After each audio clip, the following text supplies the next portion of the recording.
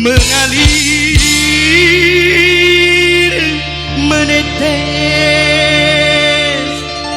menghanyutkan cintaku.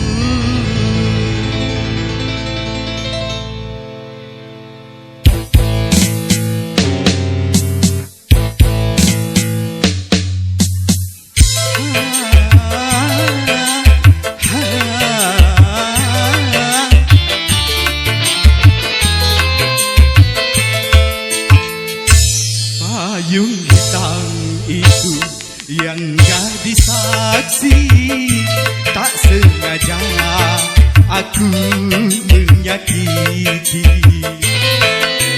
Sering ku kirimkan surat padamu, namun tak satu pun terbalas. Mengapa? Oh, mengapa?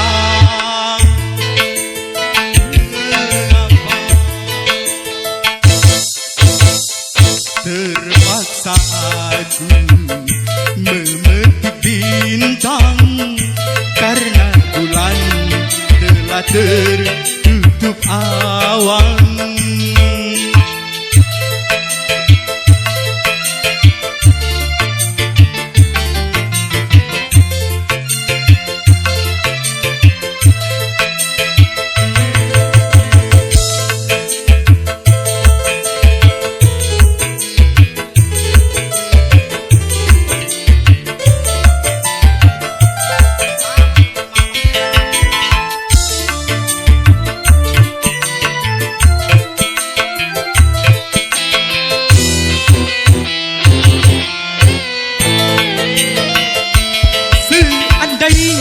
Payung hitam dapat berubah putih, bila sudah jodoh kita pasti kembali lagi.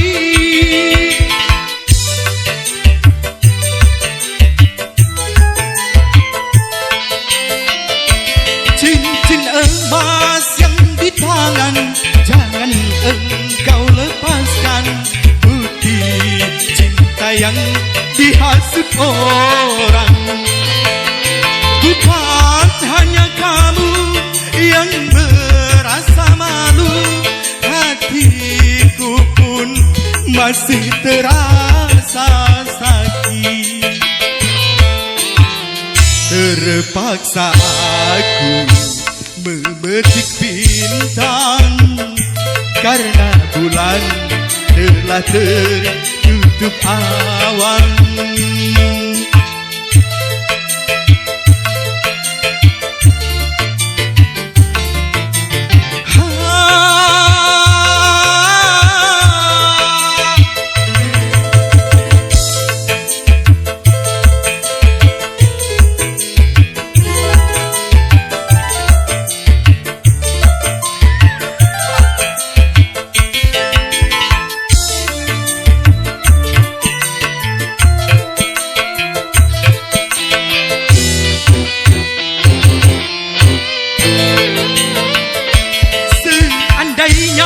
Payung hitam dapat berubah putih, bila sudah jodoh kita pasti kembali lagi.